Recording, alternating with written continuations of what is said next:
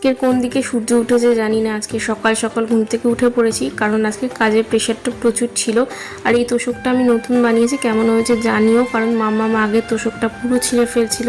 আর ছিঁড়ে ছিঁড়ে কী মজা পায় জানি না, তুলো বার করে খেয়ে নেয়, সেই কারণে ওর জন্যই এটা বানানো। আজকে সারাদিনে কি কি কাজ করেছি সেটাই তোমাদের সাথে ব্লগের মাধ্যমে শেয়ার করব। তো হ্যালো এভরিওয়ান, আমি সঞ্চয়িতা, তোমাদের জন্য নিয়েছি নতুন একটা ফেসবুক ব্লগ। জানো তো আমাদের এখানে না কালকের এত ঝড় বৃষ্টি হয়েছে, আর আমার কিচেনের জানলাটা খোলা ছিল, তাই জন্য পুরো ঘর বাড়ি ধুলো ধুলো হয়ে গেছিলো।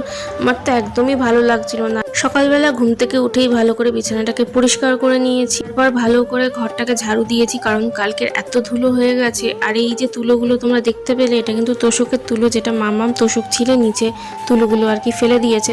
আর জানো তো রোজ না আমি রাত্রিবেলা করে সব কাজ সেরে রাখি, মানে বাসন মাজা, তারপর স্ল্যাব পরিষ্কার করা, তারপরে গ্যাস ওভেন পরিষ্কার করা, এগুলো করে থাকি। কিন্তু কালকে কারেন্ট ছিল না, পুরো দুপুর 2টো থেকে না 1টা থেকে পুরো রাত 12টার সময় কারেন্ট এসছে। অনেকটা সময় কারেন্ট ছিল না, আর সেই জন্য আমি কিছুই করতে পারিনি। অনেক বাসন জমে গিয়েছিল, তাই জন্যই সকালবেলা উঠতে হয়েছে। তো সকালবেলা উঠে বাসন মাজা হয়ে গেছে এখন, মানে সব কাজই শেষ প্রায়, শুধু ঘরটা এখন মোছা বাকি আছে। আর এখন বেসিনটা পরিষ্কার করে নিয়েছি, অনেক দিন না বেসিনটা পরিষ্কার করা হয়নি, তাই ভাবলাম আজকে একটু যখন করছি যখন সব কাজ, তখন বেসিনটাও পরিষ্কার করে নিই।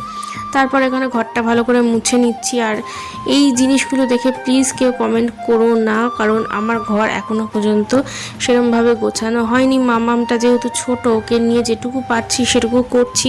আসলে অনেক জিনিস অর্ডারও দেওয়ার আছে, সেগুলো আসলে অবশ্যই আমি ঘরটা গোছাবো আর তোমাদের সাথে শেয়ারও করব।